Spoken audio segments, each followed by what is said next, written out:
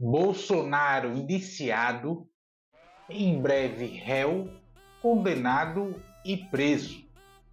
Isso é a volta da normalidade política no Brasil? Vem comigo.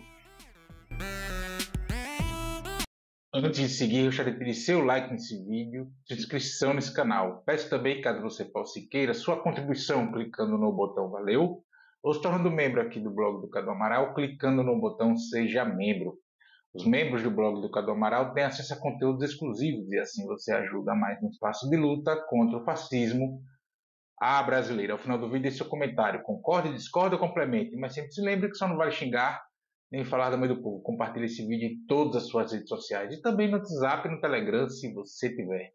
Lembrando que se você é de Alagoas, você pode assistir ao blog do Cadu Amaral na TV Comercial, canal 12 da NET.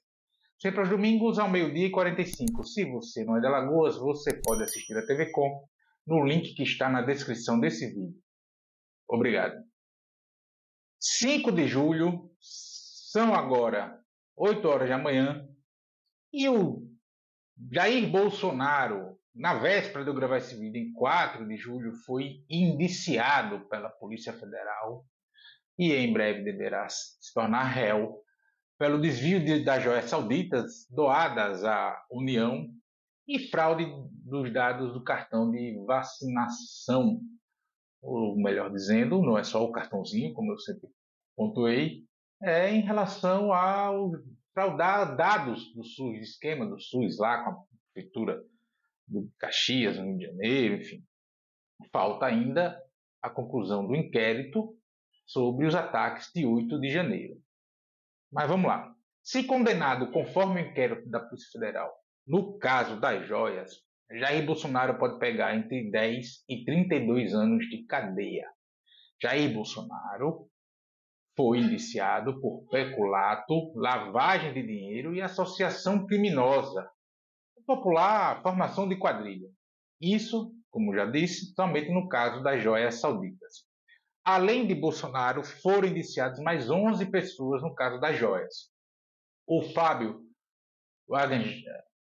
Weinsteigen, perdão, eu não sei dizer o nome desse cara, advogado e ex-ministro das Comunicações de Bolsonaro, Frederico Wassef, advogado da família Bolsonaro, Bento Costa Lima Leite de Albuquerque Júnior, ex-ministro de Minas e Energia de Bolsonaro, José Roberto Bueno Júnior, ex-chefe de gabinete do Bento Costa, Júlio César Vieira Gomes, ex-chefe da Receita Federal, que ele teria ajudado ali a pressionar os servidores da Receita para que as joias fossem entregues ao Mauro Cid, enfim. Marcelo da Silva Vieira, capitão de corveta da reserva e ex-chefe do setor de documentação histórica da Presidência da República no Rio de Janeiro. Mauro César Cid, o Mauro Cid, ex-ajudante de ordem da Presidência da República e o delator disso tudo, o cara que está fazendo as relações todas. Marcos André dos Santos Soeiro, ex-assessor do ministro de Minas e Energia, Bento Albuquerque. Osmar Crivellati, ex-ajudante de ordens de Jair Bolsonaro. É sempre bom lembrar que o presidente da República tem mais de um ajudante de ordem. Enfim. O Mauro César Lorena Cid, o pai do Mauro Cid, também está indiciado nesse tipo de coisa, porque ele teria sido ido lá para negociar joias, enfim. E Marcelo Costa Câmara, coronel e também ex-ajudante de ordem de Jair Bolsonaro.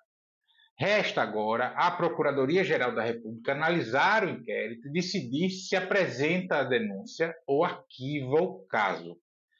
Mas, no momento que eu gravo esse vídeo, há uma dúvida em relação a isso. Quando é que o Paulo Gonet, que é o Procurador-Geral da República, vai fazer isso, vai decidir sobre esse inquérito da Polícia Federal? O jornal Valor Econômico aponta que será decidido até 16 de agosto. Que é a data anterior ao início formal da campanha eleitoral desse ano, 2024. Já o jornal O Globo, na coluna da Malu Gaspar, fala somente que essa decisão, ou seja, a denúncia, propriamente dita, só será feita após as eleições desse ano.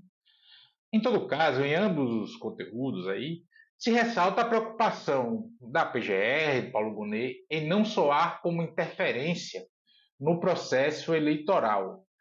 o Valor diz que vai ser antes da campanha para se livrar disso, e o Globo, enfim, coloca que só após o processo eleitoral. Mesmo assim, se o Paulo Gonet decidir formalizar a denúncia antes de 16 de agosto, o Supremo Tribunal Federal terá de aceitar a denúncia, ou determinar o arquivamento, ou que se apure mais, enfim. E isso não ocorre necessariamente de imediato, até pode ocorrer de imediato. Recebeu no dia seguinte, decide, mas não necessariamente tem de ocorrer de imediato. E é somente após o Supremo aceitar a denúncia que Bolsonaro e esses outros 11 se tornam de fato réus, passam a ser de fato acusados de cometer crime. E mesmo assim, mesmo após aceitar a denúncia, o STF ou a própria PGR podem eventualmente pedir mais investigações para a Polícia Federal. Alguma situação específica que está ali, enfim, que não está muito claro, não está muito nítido, enfim. Isso quer dizer, o que é que eu estou querendo dizer com isso, né? É que é muito provável que Bolsonaro e os demais só sejam julgados em 2025, ou pelo menos a conclusão do julgamento só ocorra somente em 2025, até porque já estamos em julho, né? Vai vir eleições, depois, quando acaba o período eleitoral, já é fim de ano, enfim. Pode ser até que comece ali, mas para 2025. E isso é muito do que eu já venho dizendo, pontuando aqui no canal, no blog de texto, na STV Brasil, quando eu participo lá, enfim. E não é uma torcida minha, não é um desejo meu, é só como eu estava enxergando o rito que está sendo feito sobre os casos que envolvem Bolsonaro. Porque até não deveria ser assim, mas tem havido um cálculo político nos casos que envolvem o Biruliro, inclusive o de não parecer repeteco da excrescência que foi Lava Jato para prender Lula. As coisas estão sendo feitas agora sem atropelos processuais, e por isso, para muita gente, essencialmente as com mais ansiedade, elas estão parecendo muito demoradas. Né? Há até quem pontuou, e aí juristas, advogados conhecidos, que Bolsonaro já deu elementos, inclusive, para prisões preventivas, mas isso não está sendo feito para evitar esse tipo de comparação, que é uma narrativa feita pelas bolhas bolsonaristas, né, de perseguição política, etc., que não tem nada, que é uma vendetta do Alexandre de Moraes contra o Bolsonaro, enfim. A diferença é que o mundo literalmente viu as coisas que Bolsonaro fez. Com o Lula, o Moro sequer colocou na decisão dele os crimes que Lula cometeu, porque ninguém pode ser condenado por atos indeterminados. Ninguém pode ter sua liberdade tirada por atos indeterminados. Se nem o juiz, a acusação, apresenta os atos, os crimes cometidos, não tem sentido uma pessoa ser tirada do convívio, da liberdade, enfim. Mas ainda falta o caso dos ataques de 8 de janeiro. Segundo a Globo News, também informação na véspera de eu gravar esse vídeo, a Polícia Federal deve concluir esse inquérito ainda neste mês de julho. Após isso, todo o rito se repete, vai para a Procuradoria-Geral da República, que apresenta ao Supremo Tribunal Federal, que deve aceitar ou não, aí sim inicia julgamento, enfim, tudo isso. Mas vamos lá. Todas essas informações, penas, valores, o debate do jurídico em torno disso, você tem diversos portais na internet, sites, enfim. E isso é uma coisa que está em constante acontecimento, narrativas, versões, enfim, debate. O que eu quero pontuar aqui nesse vídeo é o escaldo político desse tipo de coisa pode ter no cenário político eleitoral brasileiro. Politicamente, especialmente num primeiro momento, pouco ou nada muda no cenário político eleitoral brasileiro. Falo isso em relação às intenções de voto e de organização desse espectro político da extrema-direita. A narrativa de perseguição, como eu comentei, já está posta para essa parcela do eleitorado que vota com a extrema-direita. Né? A gente tem, via de regra, entre 25% e 30% de eleitores mais à esquerda, 25% a 30% de eleitores mais à direita, e esse miolo aí, na verdade, é o definidor de eleições, pelo menos para presidente da República, e via de regra para governadores também, que tende a flutuar mais um pouco. a depender do que vai considerar mais importante na hora de votar, se é renda, se não é, enfim. Via de regra é renda, mas nas últimas eleições outras questões têm entrado mais nesse jogo, questões subjetivas, valores morais, religiosos, enfim. Então a narrativa de perseguição já está posta. E essa parcela do eleitorado não vai deixar de votar em nomes ligados a esse campo. Não enquanto a direita não bolsonarista, digamos assim, não tiver um nome competitivo para ofertar ao eleitorado mais conservador. Então, até lá, é com a fascistada que nós vamos ter que lidar. Aceitemos isso ou não, por um bom tempo vai ser a fascistada que nós vamos ter que lidar. Agora, dentro desse campo, com a condenação de Bolsonaro, muda alguma coisa. Por ficar afastado do processo eleitoral, para além de 2030 da condenação do TSE, porque enquanto ele estiver cumprindo pena, um processo penal, estiver preso, etc., enfim, ele não pode ser candidato no Brasil. O Brasil não é os Estados Unidos. Então, enquanto ele estiver fora do processo eleitoral, outro nome vai ocupar esse lugar. Na política e na natureza não existem espaços vazios. Se não tem alguém ali ocupando, outro chega e ocupa. E quanto mais tempo isso levar, quanto mais tempo o Bolsonaro ficar fora do processo eleitoral, do ponto de vista de receptor de votos, de ser candidato, mais ele será esquecido eleitoralmente. Não é à toa a insistência de setores, inclusive da mídia, porque essa mídia hegemônica e tal, os caras não querem nem mais fingir que votam no Lula, como fizeram em 2022, enfim, alguns. Não estou falando dos jornalistas, das pessoas, estou falando dos veículos, né? Ou fazer parecer. Não é à toa a insistência em fazer o Tarcísio de Freitas abrir mão de uma reeleição hoje, neste momento, tranquila para governador de São Paulo, seja pelo histórico que São Paulo tem em reeleições, seja pela avaliação que o Tarcísio tem no estado de São Paulo, para que ele concorra à presidência da República em 2026. Eu, sinceramente, eu duvido muito sobre isso. Eu tenho muitas dúvidas se o Tarcísio vai encarar essa já agora, daqui 2 anos. Enfrentar o Lula na cadeira de presidente da República, ou mesmo o nome indicado por ele, tendo Lula como presidente da República, é muita probabilidade de derrota eleitoral.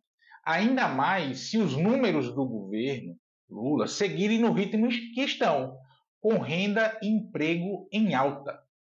E ao fator econômico, emprego, renda em alta, além de inflação controlada, etc., ali, isso tende a dar votos para esse eleitorado médio, que tende a ser mais pragmático. Ó, minha vida está estabilizada, melhorou, etc.